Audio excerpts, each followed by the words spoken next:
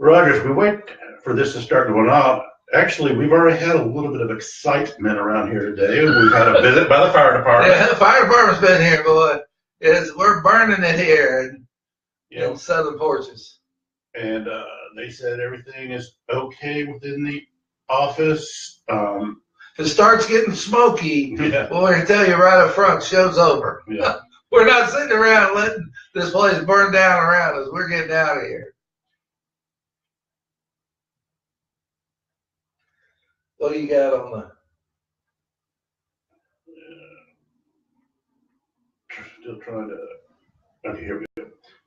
So, we put out there as one of the topics, or what the topic, are you afraid of change? And part of that is a good segue into it, just that people will notice that Southern Porches has changed the name to Southern Porch Life.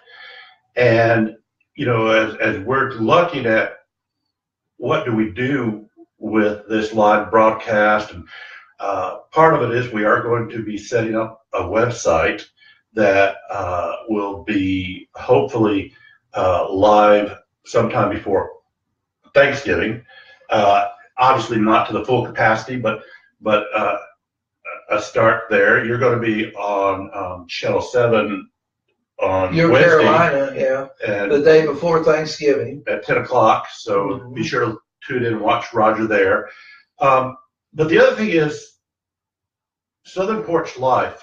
I think we've come to the idea that maybe that better defines, because we go back to the beginning, and as we talk about the foundation and the beginning, all we wanted to do was, kind of do something like this where we talk about life. Right. You get onto a Southern porch, and those of us that are old enough to remember actually sitting on a porch and just talking, we kid about it, but we're not kidding about it really, about the old Andy Griffith Show, and Barney and Andy and Aunt Bee and Opie and the other townspeople just kind of sitting on the porch and just talking about life.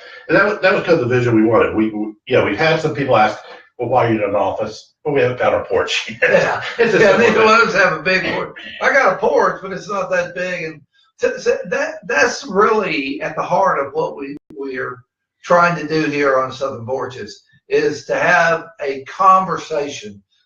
One of the things that has happened over the years is a disconnect. People are disconnected.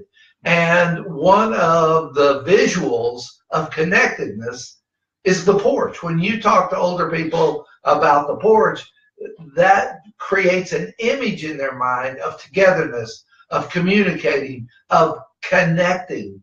And that's part of, at the bottom line, what Southern Porches is all about, connecting. Mm-hmm. We hope the people that come in here feel connected, that we're talking about things that you're interested in, that we're discussing issues like you're on the porch. That's the way Rick and I think about it. That you've pulled up an imaginary chair here and you're in part of the discussion. And that's it was not necessarily when you were on a Southern porch that you did all the talking. Most of the time, what you did was listen, and you gained a tremendous amount of knowledge from listening to the people interact back and forth in real time as real people with real issues. Nobody was, quote unquote, the expert or quote unquote the top knowledge. They were just regular people. And right now, the technology that we have is the Facebook Live feed. I'm still trying to figure out if there's a possibility to do a dual broadcast between Facebook and YouTube, because YouTube you can stream also, but that one I haven't quite figured it out, or I don't think we can do it when we got Facebook Live going, and I don't know if we want to set up two computers yet. But where I was going with this is our way of your part on the porch is through the chat or the discussion side or the comment side right now of the Facebook Live feed, and share whatever you want, and we'll talk about, but again, just that image of being on the porch, just talking about life, in general as to what is going on, and I think it's fair to say we got a lot going on in the world today. And the number one issue I feel is that we're disconnected.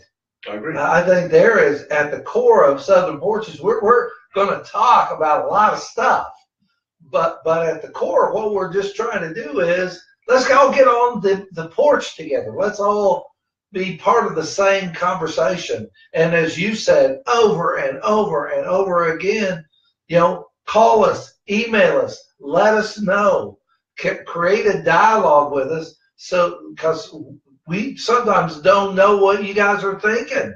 We don't know what is going on in your mind. And if we look at, and if you tell us, then we can examine that. And if we feel like that's something that's important for us to talk about, we're bringing it up here. We're covering it during this time. We're going to have the time on the porch with you. And so that's a very powerful piece, and one we want to encourage you to be part of. We want you to be involved in the show. And that, again, if you have something you want to share within our local community, that's fine. If there's something you want to share outside of the upstate of South Carolina, because I was just looking at, I think Roger and I mentioned the world, the technology we have today is very interesting. We get out there and look at some of the old reaches, and we're always well in excess of hundreds of people that are reached with it. But yeah, if you have something to share about an event, this is the place to do it. We'll be happy to share that information. But one thing I'm thinking about here, Rick, is that I'm seeing a lot of is retirement information. What happens a lot of times is there's people that are getting close to retirement age, and getting the right retirement plan is a big deal. And 10 different people are telling you 10 different things, 10 different commercials, 10 different programs. And so you're in information overload and you're confused and you want to know, wait a minute, what's going on? Well, back in the day, when you came up against that kind of dilemma, the porch was where you took it. You went to the porch and you said, what about this retirement stuff? And so the porch would run through it, and eventually what you'd hear, probably from your uncle or your aunt or somebody, that said, oh, I've dealt with this person and they really made a difference. They really helped me. Well, man, that was $1 million answer that we're never going to get when people are promoting their own program. When you're hearing advertisement, they're not giving you the best program. They're giving you their program and calling it the best. And so that kind of misinformation, I think in our day and age, Trump calls that fake news. That's part of where we want to get back to. We want to get back to disseminating information, to coming up with not the answer, what we perceive as our best answer, and if they want a piece of that, sweet. Yeah, and once again, if you are in an industry that can help answer some questions, we would definitely love to have you participate. And I mean, again, talking about retirement, it's now the sign-up stage for the healthcare again for next year. Yes. So if you're in that industry, a lot of confusion. I've never heard so many different directions out there. Call this group, call that group, call this group, and not one of them say we're the last on the list. No, we're the top of the list. Well, they all can't be the top of the list. They all can't be the best. But one of them is actually the best.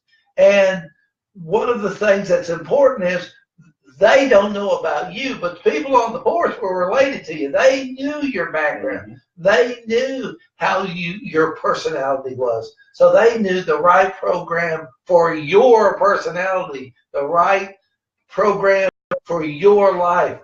That's what Southern Porches should be about. is that personalizing that makes all the difference in the world. So change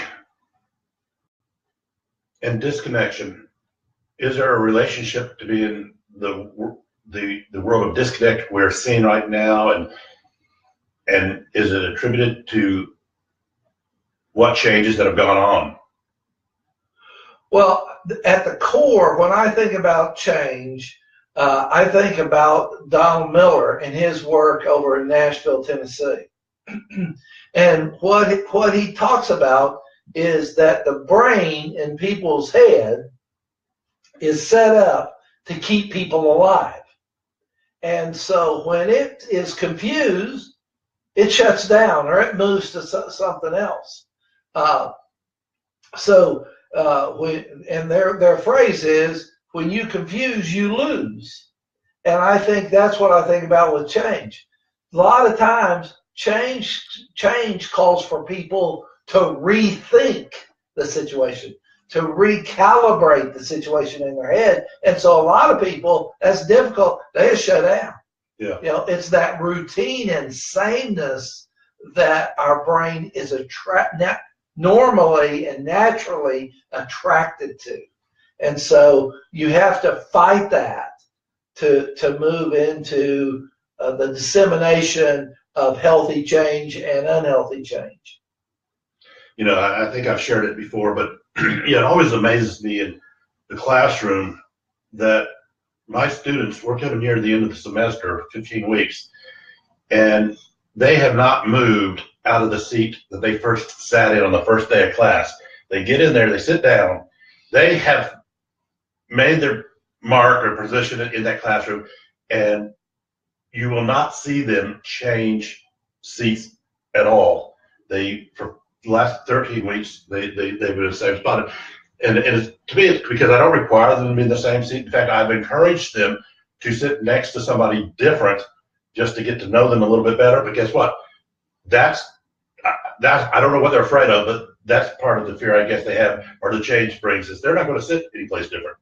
Right, because that's going to demand that your mind works differently.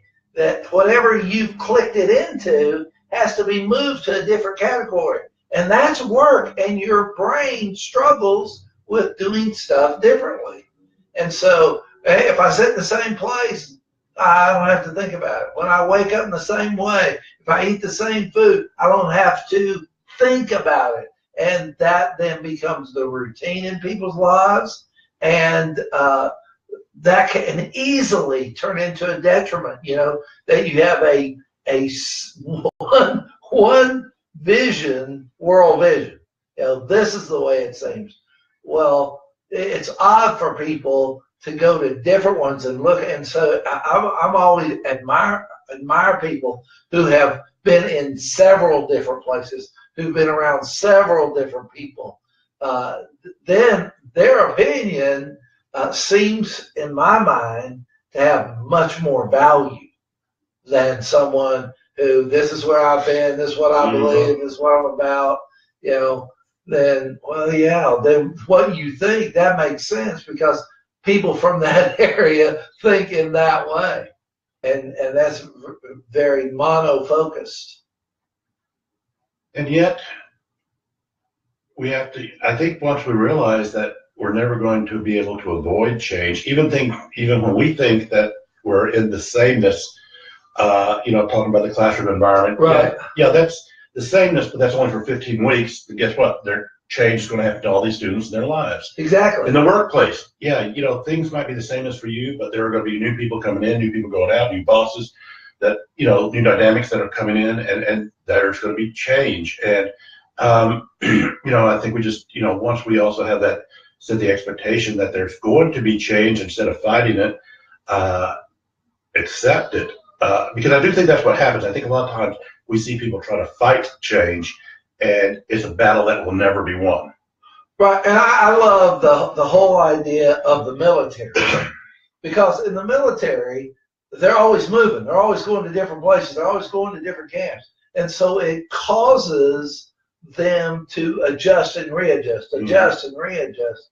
And so it creates within that a certain amount of flexibility. And but the flip side, it creates a certain amount of tension with people. Is it easier that I live in the same house, I go to the same school, I make the same friends one time? Yeah, there's a comfort in that. But what you sacrificed on the backside is flexibility. Then you're not as flexible. And I heard like somebody say, how does it, an interviewer was interviewing somebody and they were saying, well, how does it feel to move into a different area? And the answer of the person was, this is what I'm used to. I'm from a military family. We moved all the time. Moving again, that just seems normal to me. And so that was just part of how they operated. And so if change is normal, if change is going to happen, then getting people into normalizing change brings it about better. And then we're back to the disconnect and disconnection. What are we saying are some remedies that are out there for us right now? Well, I like what you're presenting, Rick, which is the idea that you have to normalize change. If change is going to be there and you are resistant to it, then there are problems that are going to come out of that and that resistance, and it's just going to roll over you, and you're going to have the pain of having it forced on you, versus well, I've set up a system and an approach that's flexible and says change is coming. And then when it comes, I go, oh, I knew this was going to come, and I was ready for it. And then it happens better, and I'm kind of what you call roll with the punches. Yeah. In that. Right. And it's less destructive. One of the Taoist theories, of course, they use the analogy of a leaf on a river or a stream, and I think a lot of times, we want to always be fighting the current instead of just kind of letting that current take you. And then when a log or a rock in the middle of the river interferes with the flow of the leaf will find a natural way around it. And I like that concept. It's because I do think sometimes we're always trying to fight the current, and we just wear ourselves out instead of getting the acceptance of the fact that there's going to be change, and kind of go with the flow, as they say. Yes. And again, it's normalizing the concept of change, and to say right up front, you are going to be resistant. I guess that's one thing we want to tell our audience.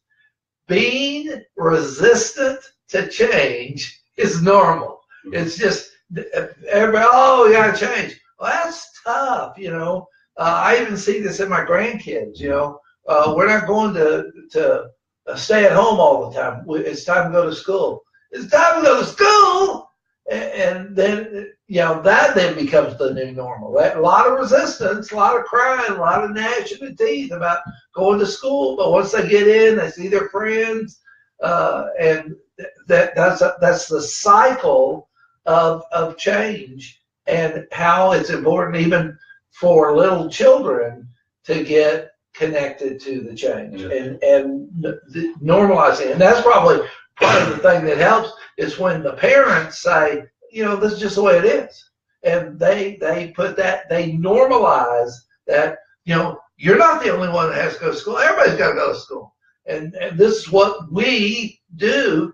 And they don't get wound up about it. But boy, when you get wound up about something, but you expect your children to just flatly partake of it, that's crazy. Yep. That's not a smart thing to do. That monkey see, monkey do. That the kids are watching you, and when you get wound up about something, they get wound up about something. So you need to think of that when change is coming into your life and whatever. How am I acting? How am I approaching it? What signals am I sending out? And know that the signals you send out are more powerful than the words you send out. people more and more watch what you do and less what you say. Very good. Shannon Kirby has posted, she says, "Hi, Roger. I'm wondering what advice you would give to help someone find more positive headspace to go forward with change." She says, Shannon says at 41 years old, I'm looking at making some major changes and having a hard time with pushing towards that. Okay, number one, slow down. You know, the sense of urgency for change many times causes people to have regrets. So that's probably the first thing I would say to anyone out there is slow down, take a moment, breathe, you know, meditate a little bit, pray, think about, okay, coming, but I don't need to run to it. I need to flow to it. So that'd be the first place. The second thing I would say is think of what your desired result is and write it down. This is how these changes are coming. This is how I would like it to turn out. And write it down so that your brain knows where you want to go. So you're giving it a clue, and you're taking the time to slow it down so it can grab the information. And then in the midst of the change, be like Rick says, with the leaf and the rock. When you come up against a rock, which you're going to do in any change situation, the rock's going to be there. Am I in a position where I can adjust the flow and go with it?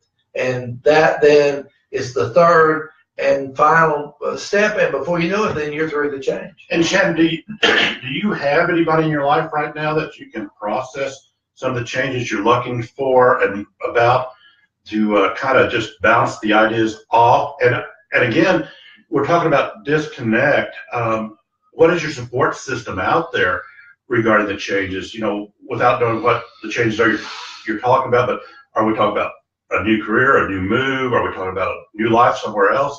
And you know, why we're saying this is again, who in your life can help you and be kind of an accountability partner to support you in some of the ideas you have?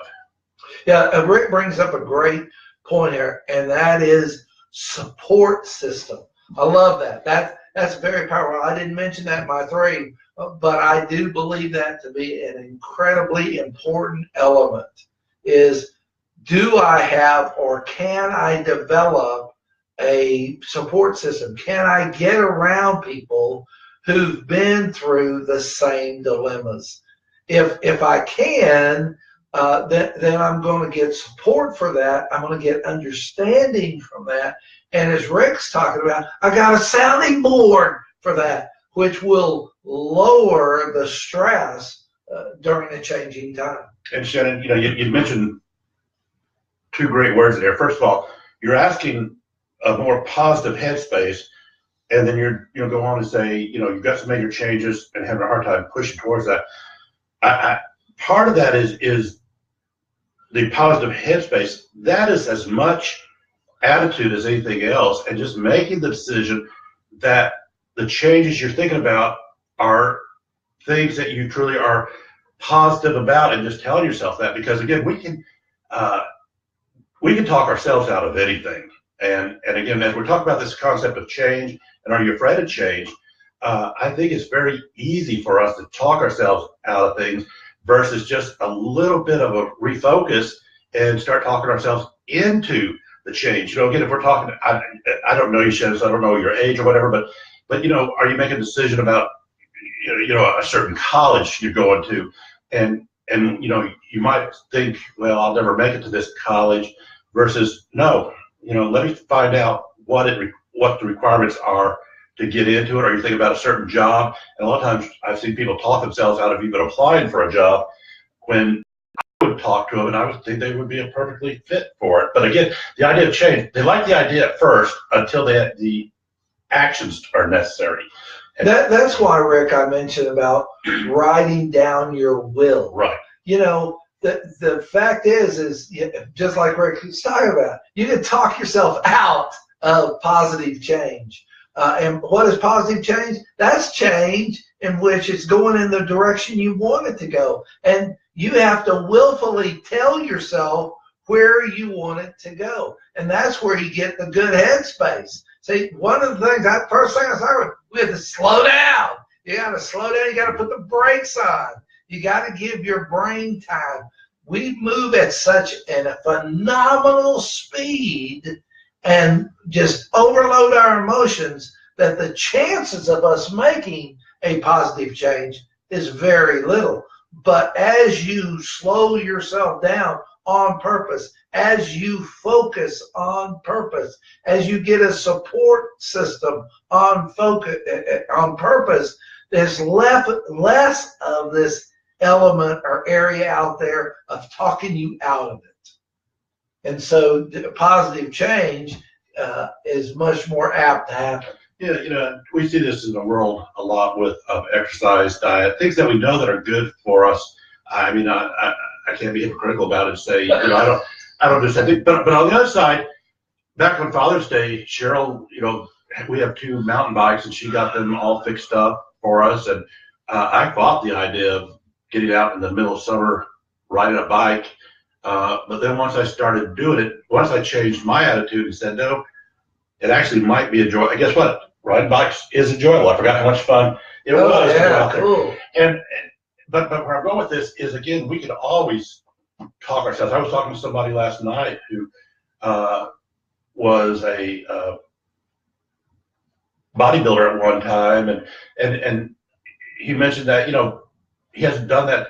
He hasn't been in competition for a while, but hasn't really even worked out for a while because when they got into it, they would have to drive by the gym from work to home. So it was just stop on by. It was easy to do, but once they got out of the way, he's basically, I think that's what he was saying is, I now can talk myself out of reasons I can't get over to the gym and things. And so I think you'll be surprised at how many times a day you will start talking yourself out of just little things that could be positive. And then Dr. Daniel Amen, he calls them ANTs, A-N-T-S, automated negative thoughts. And we have to kill those ants as soon as we start getting them. It's a little bit different theory than Dr. Dorman and Vincent Peale, the power positive thinking, because sometimes we learn that the power positive thinking is great, but if we always think positivity is going to come out of the end result, we are just setting ourselves up for disappointment. Like, okay, but I think positively, I am going to get into Yale, and you don't get into Yale, then you're going to set yourself up for disappointment.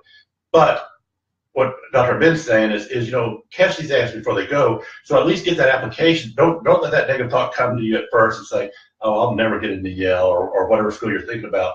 At least go through the process if you're qualified, and don't let those ants start stealing your life from you. I'm thinking here, Rick, of football, being on the football team. And the one thing I realized was 100% of the people who never went out were never on the football team. Yeah. Now, it did not mean that everybody who went out got on it, but they had a much better chance than the people who never went out. And so people in life, in marriage, and other as jobs and everything else, don't even go out. But then they moan and groan that they didn't make the team, whatever it might be. I like the phrase, whether you can or whether you can't, you're right. Yep. And I do think that that's the other challenge that goes with, and I definitely like that, Roger, because we are so afraid, I think, today of failure without understanding how important failure is to success. Yes, and how important. I love when I heard my daughter say, to the kids, to my grandkids, I'm not telling you have to go out for soccer. Mm-hmm. If you want to go out for soccer, then go out for soccer. But this is what I'm telling you before you start. You can't quit. We're not quitters. We're not going to get in the habit of quitting. If you go out, we're going to go to every game. We're going to dress out for every game. whether you feel like it or not, we're going to be there. We're going to show up. And boy, I think that is a lifelong success habit. And is that comfortable? No. Is it easier not to go out? Yes. Is it easier to have a good excuse? And that's what's fascinating to me. So what we've gotten into is better excuse making. Rather than to toughen up and get in the middle of it, we've learned to get better at our excuses for making a bad judgment. And so we before we know it, we're a culture of quitters, not a culture of triers. Yeah. My nephew posted here that, Michael, that, Wayne Gretzky has a famous quote, you miss 100% of the shots you never take. Yep. Amen. Yep. Amen. And the one thing we know in looking at some of the great hitters, some of the great basketball players, some of the great football players failed a tremendous amount, but they also succeeded a certain amount better than other people did. And they had to come to that place of, I'm just going to miss some shots. I'm not going to make everything, but Betty, I'm going to take them.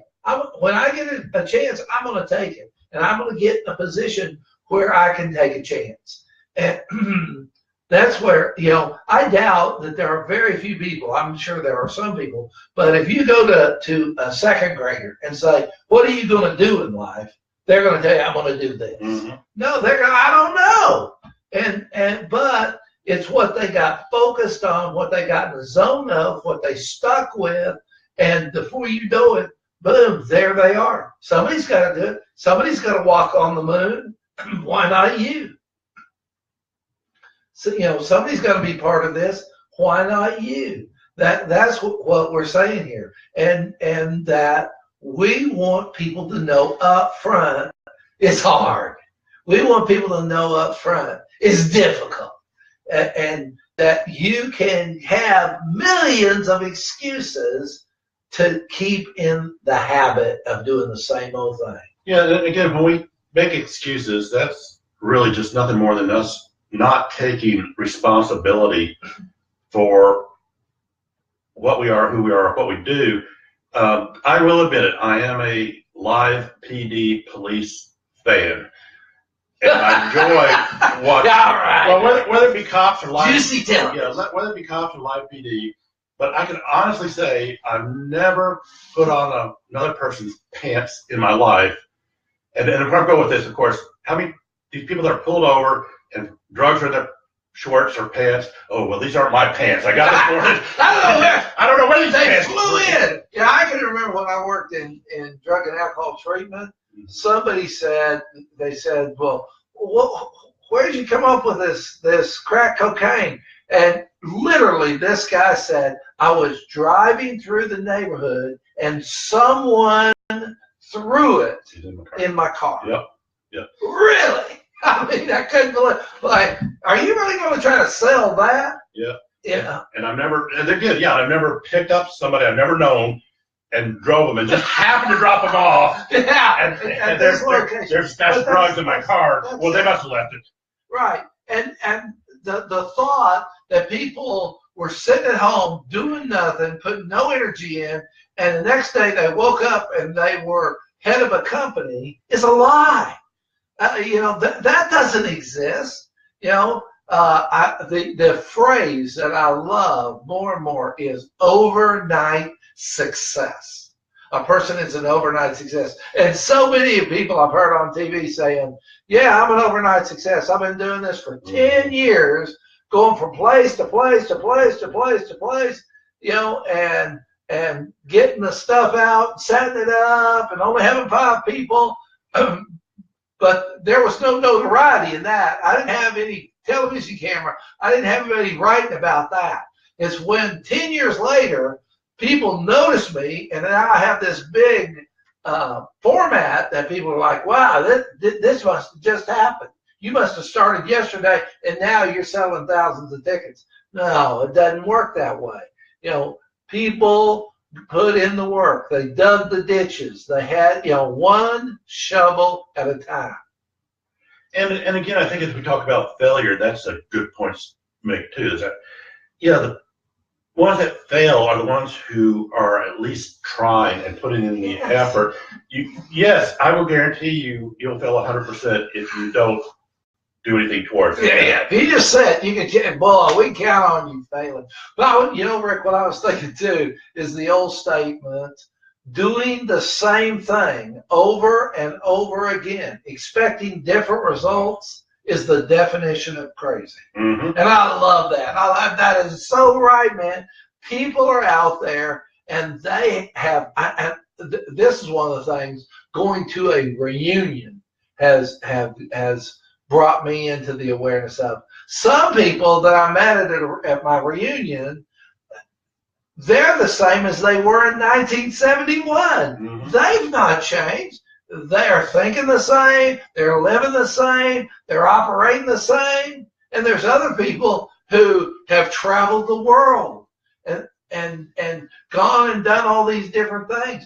But they came from the same area. They graduated from the same school. But one person never moved, and the other person did nothing more than moving.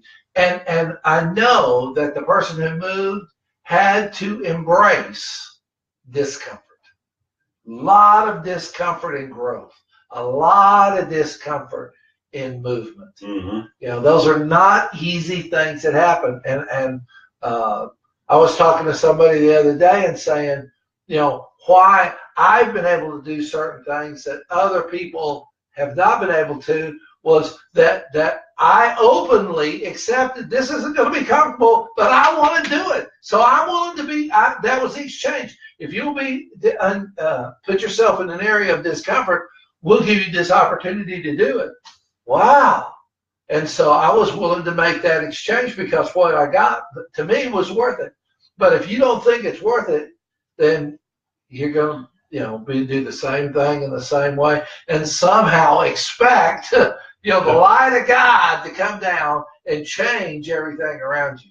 I've not found that to be true with anybody. I've not found anybody I thought, wow, they didn't do anything and they achieved great things. Do you know anybody that fits? That idea fits? I can't think of anyone. Yeah, no. But we're sold that. We're sold the miracle of great things happening out of nowhere. Yeah, I'm in a mess, and they act like the mess they just happened in the mess right at that moment. No, the mess took a long time to get there. But now that I've gotten here, I want to get out right now, and I want everything to be solved. Well, and that's the other challenge. We have to be willing to say to ourselves, if we want to make change for the better, then we have to be willing to make change for the better. And what I mean by that is, again, I know how frustrated you and I can get working with relationships or couples where you will share skill sets and ideas, and you'll hear what's going on and get them to even agree that this is the challenge they have in the relationship. Then they'll walk out of the office and come back the next week. Well, tell me how you guys did with the change we're going to implement. Well, didn't do anything. We didn't do that. Oh. Yeah, we just argued about it. Yeah, you're like, oh. And you just, I don't know about Rick, but I hear a giant flushing sound.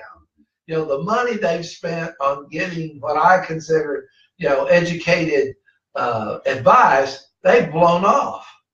And it's not about that we have a lack of great information out there. What we have a lack of is people willing to embrace and change with the new information. That and the one thing I think about is cell phones.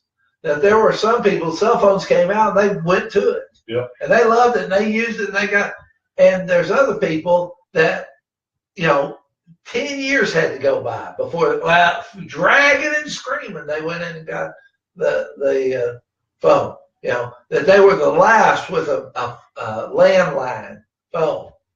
But finally they've moved to a cell phone. It's just, it's coming. It's what are you willing to do to facilitate it? Well, sometimes, change is forced upon you. I mean, we go back to technology. You cannot just buy a TV today and turn it on with rabbit ears and get a TV station. Yeah. At least you have to get a digital antenna and TV, and I know there's a certain age that if you gave somebody a rotary dial telephone, they'd have no idea what to do with it. What is that? Yeah. They could work a whole smartphone, Yeah. but they wouldn't know how to dial a number on a rotary dial. And then conversely, if you don't keep up with it, and the other side of that, and I'm surprised you didn't bring this up, I got a 2-year-old grandson. mm-hmm. If I have a problem with my phone, that's who I give it Right, to. yeah. He can look at it and go, da-da-da-da-da, here. And I'm like, what they just do? And it's just because their brain is set up that they don't have any roadblocks to keep them from doing what it takes to get it to work. And so we have to be willing, again, I think at the core, when you think about change, the other side of that tennis court is flexibility. Yeah, and that's just it. Going back to the idea of the roadblocks we put into our lives, the other day I had a student come up to me and, he says, I'm just not a good student. And of course, I could not let him walk away with that thought in his head. But sometimes these are the excuses you're talking about. Great excuse. If I don't do well on a paper or something, then I'm just not a good student. No, you just didn't put enough time, effort, or ask enough questions about what was required of this. But if you keep telling yourself you're not a good student, that's going back to the quote you said before, then just change it up a little bit, then you're not a good student. And I remember the story of one of the presidents of the United States. And he said when he was in school, he was trying and trying, but one other student seemed to be doing better than him.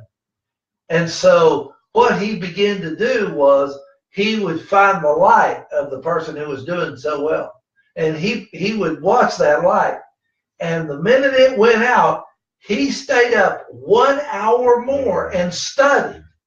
And he said, all of a sudden, because I was putting an hour more in and I was willing to invest, I became successful. That people forget. I don't care if it was 18 something or 2017. What works works.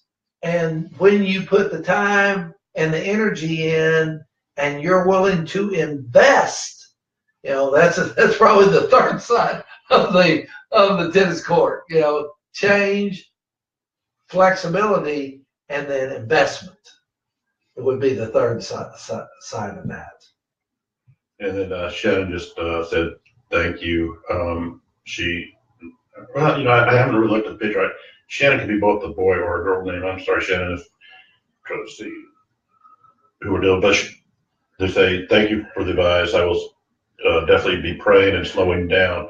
Yes, I promise you that's going to, we operate in such a fast system. One of the best examples of that, Shannon, is the lines in the road. The little dividing lines in the road.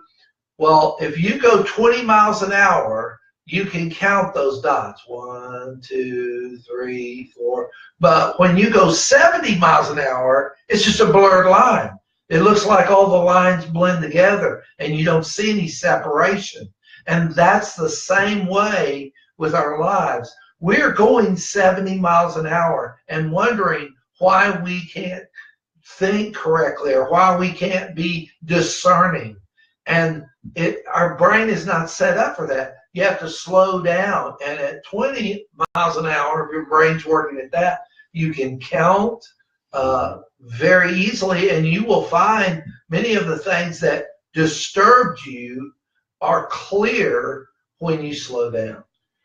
And, also slowing down, talking about change and the disturbing is a lot of times just the example I used about that one student or whatever is we make decisions about doing changes when we are in the moment of the reactivity. And what I mean by that, you very well could say, I'm going to just quit college or I'm going to drop out of this class or whatever because of frustration. But when you slow down and then bring again the reality of the situation and figure out, you don't let the problem just sit there. You work through the problem. And again, this is where your accountability people come. And Shannon, I do see, you are a female, so so I can say she. She. Yeah. There we go. Good. So I can say she. That we try to. I think that's the other challenge we have is we sometimes try to avoid problems versus work through them. And when we avoid them, that just creates the stress, the tensions, the physical and emotional challenges we have. But when we start even working through a problem, I think people will be amazed at how much better they feel about themselves and the issues just doing a little something towards it. So whether it be, reworking a paper, or if you haven't started on your taxes and it's April 10th or something like that, then start on it. Don't procrastinate. Don't avoid the problem. Yeah, and that's probably, again, at the core of what we've talked about from the start of the show, is it's easy to ignore. One of the things that's powerful, I'm thinking of, Rick, in schooling is the little phrase, required class. Mm-hmm. For you to get out of school, you got to take that class. Even if you don't like that class, even if you don't think you're good at that class, you got to take that class. You got to get through the class. Even if you quit, because it seems easy at the time, that doesn't mean you're not going to see it again. And that's the way it is with so many issues in relationships, in life, in work, with money, whatever. What I see that is disturbing is the fact that people continue to do this, to take the class over and over and over and over again. When if they just work on it the first time, then they've completed the class, then they never have to see that again. And I can think of many a class that my biggest thought was not learning something, but getting through it. And that was the accomplishment, that stick with it. Yeah. And there is a phrase that's coming up more and more lately that I truly agree with, I truly believe, and it is the phrase true grit. That it's going to get gritty, and I'm going to have to get in the middle of it, and it's not going to be pretty, but I'm going to get her done. And I think that then supersedes knowledge. That supersedes privilege. So one of the things I see of people of success is that they have the ingredients of true grit in them. And Shannon, she says you would know her by, I call her name's Shannon Kirby now, but she says you would know her as Shannon Patterson from Bethel Baptist Church in Georgia. Yeah, I know who we're talking to. And I know you're a she. Yeah, in the day, again, it's tough. It's tough out there, and that's one thing in the porch. We certainly want people to understand. We don't want to minimize. It's tough, because we want people to know it's tough out there. And then you get into situations, and 20 years ago you didn't conceive that. But today it's here, and today's where you got to wrestle with it. And maybe that isn't what you wanted, but that's what you have to deal with. And one other factor, Shannon, and those that are listening, as far as change is not going to occur unless you truly have a motivation for that change.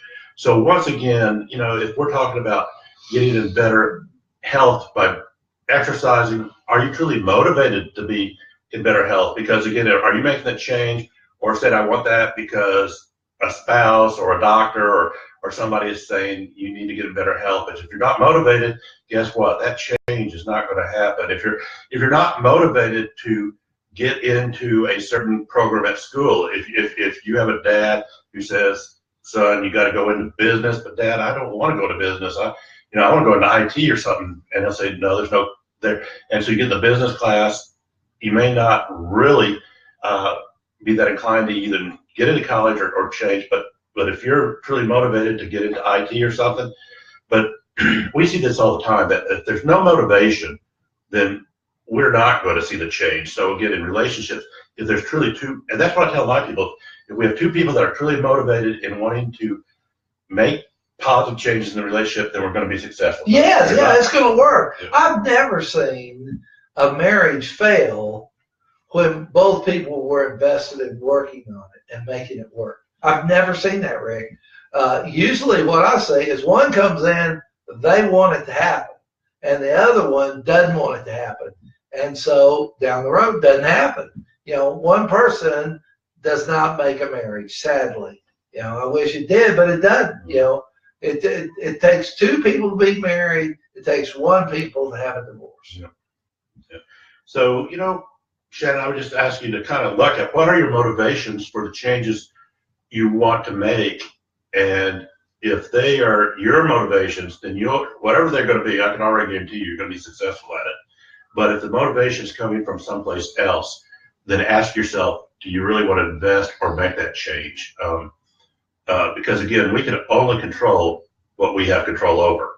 So we cannot please parents, we cannot please spouses, we cannot please anybody else. What I mean by pleasing is the fact that if they say, I want you to be this type of person this way, and we're not motivated for that, then we're not going to be successful at that change. But if we are motivated towards it, you will be successful. Sounds good. I think that's our time on the porch, Rick. It is. So we thank you for being a part, and continue to check with us every Tuesday morning as we get back on the porch, and encourage you to pull up a chair and work through things with us. And as Shannon did today, and as Michael did, you know, if you can't join us at 10 on Tuesdays, again, when you're watching the video, feel free to, you know, leave any comments you want, and then Roger and I'll be happy to either address them, or if there's something we could share that would impact somebody else positively, we'd be happy to do that. But I don't smell anything else burning. We didn't burn down, folks. That's a success, man. Oh, good news. We made it through the porch. Now I can't tell you the rest of the day, but my hopes are high. So we'll see everyone next Tuesday.